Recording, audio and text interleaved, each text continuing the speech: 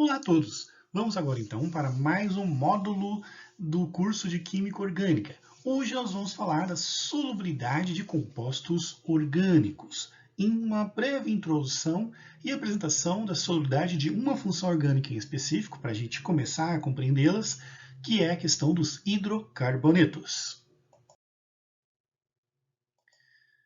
Então, como objetivo para este módulo, nós temos o conhecimento dos parâmetros químicos que são determinantes para a solubilidade de compostos orgânicos. Além disso, os aspectos estruturais determinantes para a solubilidade dos compostos orgânicos, bem como conhecer solubilidade por funções orgânicas, lembrando que essa primeira aula vamos falar apenas do hidrocarboneto, e comparar as solubilidades das funções orgânicas mais para frente. Assim que, à medida que a gente for vendo as funções orgânicas, nós estaremos, então, fazendo esse comparativo entre a solubilidade entre as diferentes funções orgânicas. Bom, então, como introdução, nós temos o seguinte. A solubilidade desempenha um papel essencial na questão do entendimento dos compostos orgânicos. É um importante parâmetro físico-químico, do qual determina ações das mais variadas ordens, incluindo ações biológicas, porque, dependendo da constituição química, a molécula sendo mais lipofílica pode chegar em alguns tecidos, sendo hidrofílica pode chegar em outros tecidos humanos, e desta forma promover ações terapêuticas e tóxicas conforme for a sua natureza. E também é uma questão que deve ser compreendida pelo processo de interação entre um solvente e um soluto, sendo que o soluto é a parte que deve ser, então, dissolvida na parte correspondente ao solvente orgânico ou inorgânico. Bom, inicialmente temos então que definir o que vem a ser então essa solubilidade. Solubilidade, em termos gerais, dentro da classificação química, corresponde à quantidade de soluto que se dissolve em solvente em condições de equilíbrio, ou seja, sem muita influência de pH e sem muita influência de temperatura, que isso pode influenciar na questão da solubilidade. Então, o que nós temos? Temos aqui um esquema do qual aqui em azul nós temos então a parte correspondente ao solvente e aqui em vermelho nós temos o que corresponde ao soluto. E o que acontece? Um em contato com o outro, nós podemos ter então a completa dissolução ou se dissolver completamente nesse solvente. A quantidade que é dissolvida, que no caso aqui foi 100%, corresponde ao grau de solubilidade que um composto pode ter em determinado solvente. Sempre lembrando que esse solvente pode ter duas características. Ele pode ser de característica apolar ou pode ser também de característica polar. E isso é um fator determinante para a questão de solubilidade de compostos, visto que, em determinadas circunstâncias, o composto orgânico pode apresentar características polares ou apolares.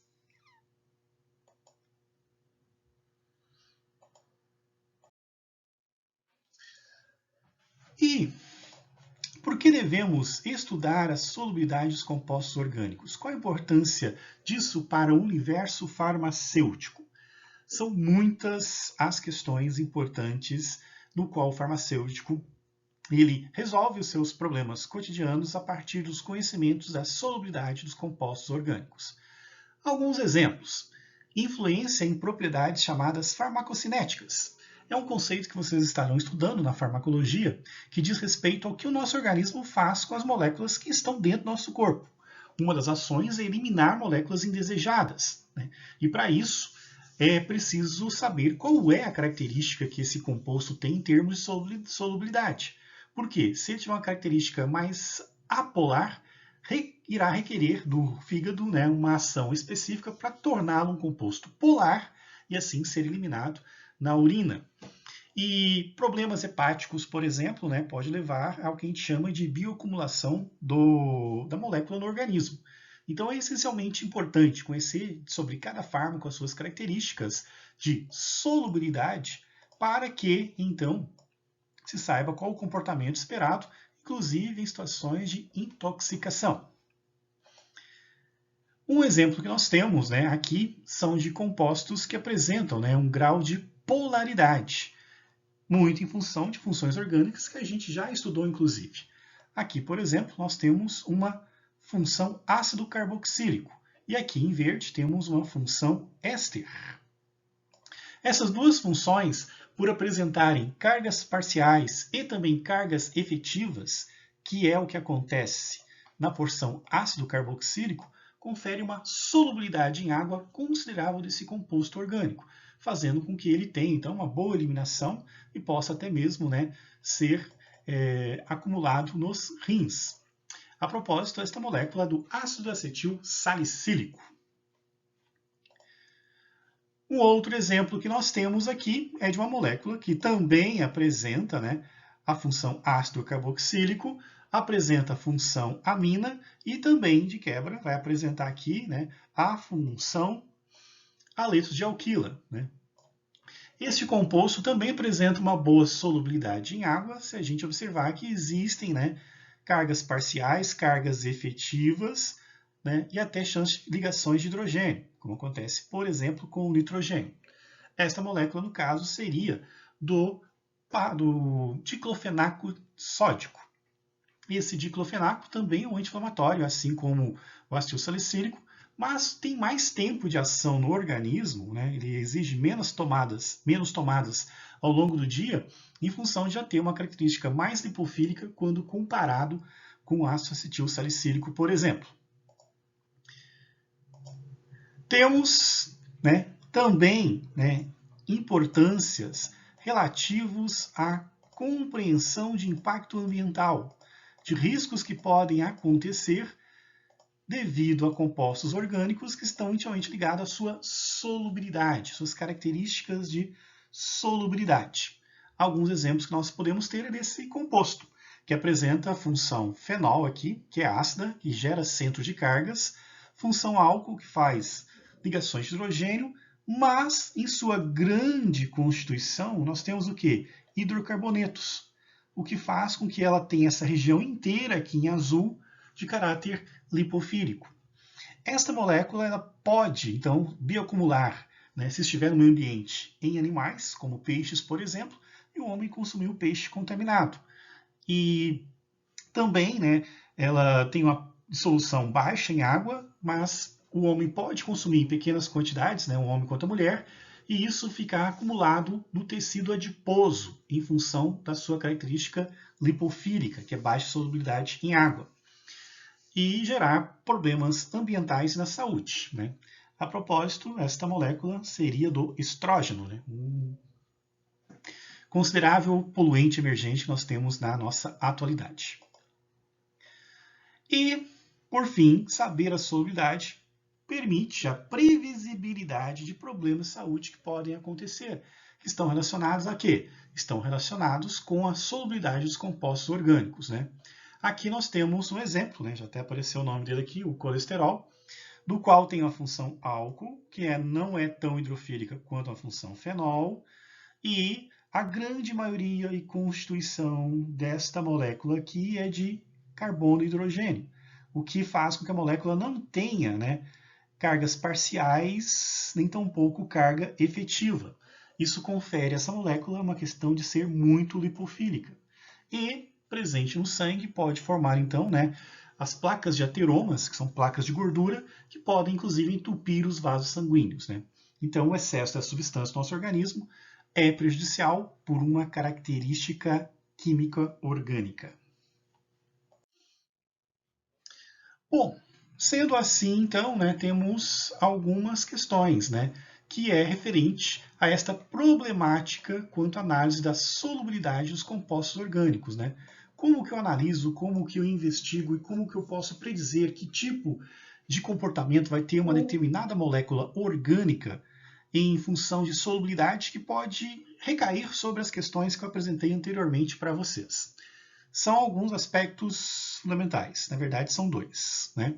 São os aspectos estruturais, que corresponde ao tamanho da molécula, que corresponde às ramificações da molécula, entre outras características, além, né, de questões também eletrônicas, né, que é a presença dos átomos diferenciados e dos heteroátomos presentes na molécula. Tudo isso influencia, de uma certa maneira, né, na questão da solubilidade, como a gente acabou vendo, né, no exercício da aula passada, né, que muitos metis ligados a um carbono ligado à hidroxila influencia na solubilidade deste determinado composto. E também o fato de você ter, né, ausência de heteroátomos ou átomos diferenciados faz com que o composto, então, né, não apresente características de interesse de interação, né, entre as moléculas e que afeta a solubilidade.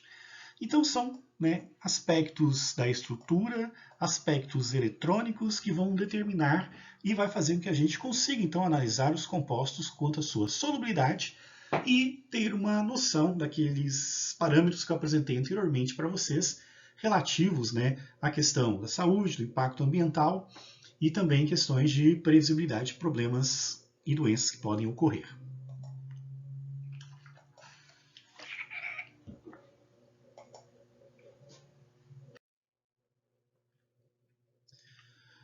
Bom, então vamos, né, mais a fundo na questão dos aspectos eletrônicos que influenciam na solubilidade. A solubilidade, em termos eletrônicos, depende de interação de forças intermoleculares e também das intermoleculares, né? Não podemos esquecer delas. Então, basicamente, o que acontece? Né? Eu posso ter uma solução aquosa com várias moléculas de água presente, como a gente pode observar aqui, né? De várias moléculas de água presente, no qual vai acontecer o quê? Eu noto e observo a existência de ligações intramoleculares dentro da própria molécula, que é o hidrogênio ligado com o oxigênio. E também tem a existência das ligações que a gente chama de ligações intermoleculares, que são entre moléculas diferentes, né? Que acontece, por exemplo, aqui no nosso modelo, ligações de hidrogênio que acontece, hidrogênio com a molécula vizinha, né, de oxigênio. Então, eu tenho esses dois tipos de interação. Então, a intramolecular acontece formando a molécula e as intermoleculares são aquelas que acontecem com moléculas vizinhas, como eu posso observar aqui. E tudo que permita essa interação, que pode ser as ligações de hidrogênio ou a presença de cargas nos compostos orgânicos, vão fazer com que o composto tenha uma característica de ser mais solúvel em água, como é um exemplo que a gente já viu em aulas passadas, né? Da questão do ácido carboxílico, que gera uma carga efetiva pela saída do hidrogênio e permite estas ligações intermoleculares com a água, que no caso seria, né, o oxigênio que fica juntamente com o hidrogênio da água, formando ligações de hidrogênio. Então, essa é a base dos aspectos eletrônicos, né? As cargas que eu tenho, efetiva e parcial, e a possibilidade de formação de ligações de hidrogênio. E essas forças de atração devem ser suficientes para ter esse tipo, né, de interação e promover, então, né, esses efeitos na solubilidade, aqui no caso, considerando a água. Nos compostos lipofílicos acontece o contrário. Quanto menos chance de ter carga, mais a possibilidade de existir a mistura e acontecer, então, aquela situação do soluto sendo dissolvido no solvente. E aqui temos, né, as funções orgânicas que estudaremos daqui para frente, né, do qual a gente vai estar vendo como que cada uma se comporta em características de solubilidade em água, que é a referência, e tendo, né, os compostos apolares como contrarreferência. Ou seja, aquilo que é mais solúvel em água vai ser menos solúvel em compostos apolares. Vamos iniciar toda esta análise com a função orgânica mais simples que nós temos, que é a questão da função orgânica hidrocarboneto. E mais adiante, nas próximas aulas, a gente avança então nas outras funções orgânicas. Para a gente entender a solubilidade em hidrocarbonetos, nós precisamos conhecer uma natureza química que se chama força de London ou efeito London. O que é o efeito London? O efeito London diz respeito à questão de como as cargas se movimentam em compostos orgânicos, né? Aqui em cima seria um composto orgânico, né? Com maior número de carbonos, e aqui embaixo desenhei um composto com menor número de carbonos, né? E a distribuição, né, o movimento eletrônico, né, que é uma grandeza que a gente também estudou desde o início, ela varia conforme a extensão do composto orgânico. E isso reflete na sua solubilidade. Em termos gerais, o que acontece? Quando eu tenho muitos compostos, né, muitos carbonos presentes em uma determinada estrutura, o que acontece? Cada carbono contribui com seus elétrons para a movimentação eletrônica. E isso leva a um momento de uniformidade geral da nuvem eletrônica, onde ela se espalha de forma constante, simétrica e perfeita ao longo de uma estrutura. Agora, quando eu tenho compostos de compostos orgânicos com menor número de carbonos, o que acontece? Essa distribuição ela fica meio que comprometida. E devido ao espaçamento mais curto e a tendência dos elétrons se concentrarem, eu tenho, em um determinado momento, elétrons mais presentes em uma região e outros descobertos. Porém, né, há um movimento contínuo de um lado para outro.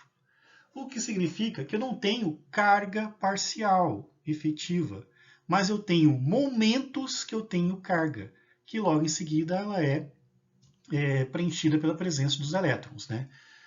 Então, eu tenho essa situação em compostos que apresentam menor número de carbonos, né? Isso é determinante para a questão da solubilidade.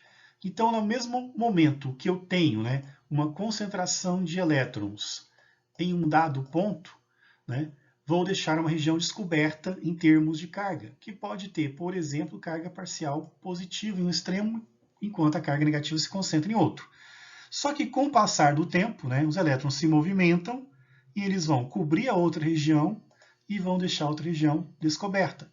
Só que é um movimento contínuo, não para, mas pelo fato de ser um composto curto, pode ser que um momento, né, a molécula de água, por exemplo, se ligue em um determinado ponto, né, e consiga, então, né, ter uma interação. Vai mudar? Vai, mas logo em seguida volta, né? Então, fica esse movimento dos elétrons indo e voltando em uma cadeia carbônica que faz com que a água se aproxime e quando ela vai se afastar, ela tem a chance de aproximar de novo, porque os elétrons estão movimentando, deixando regiões descobertas.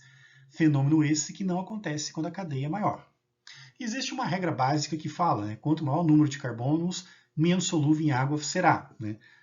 É, em partes, verdade, né, que há as exceções, mas o raciocínio é por aí. Mas a explicação se dá pela força de London, que é esse movimento que existe. Então, as forças de London, né, ou forças de dispersão, alguns autores usam esse termo, né, nada mais é, então, desse movimento que existe, né, dos elétrons, no qual, em compostos com menor número de carbonos, acontece o quê? Acontece a exposição de cargas, né? Como a gente pode ver aqui no esquema, né? Regiões que vão ter cargas, mas elas vão se inverter depois de um certo tempo pelo movimento de elétrons, mas terão cargas.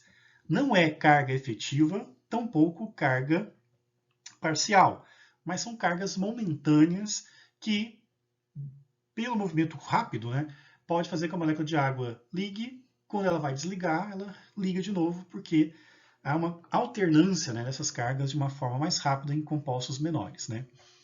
Então, temos esta realidade, né? E É importante dizer, né, que a carga não está, né, estática, né, ela se move, e a formação, então, desses dipolos que aparecem e desaparecem, mas em tempo suficiente para manter, né, uma ligação intermolecular com a água. É por essa razão que compostos que têm menor número de carbono são solúveis em água. Bom, então aí, né, algumas, né, propriedades que a gente já viu a respeito, né, e aqui só um comparativo, né, um composto com poucos carbonos e um composto com muitos carbonos. Esse composto aqui tem o dipolo, né, induzido, então as cargas variam, e esse aqui, pela quantidade de carbonos e uma quantidade maior de elétrons, esse fenômeno acaba não acontecendo. Esse aqui seria solúvel em água, né, esse aqui insolúvel em água.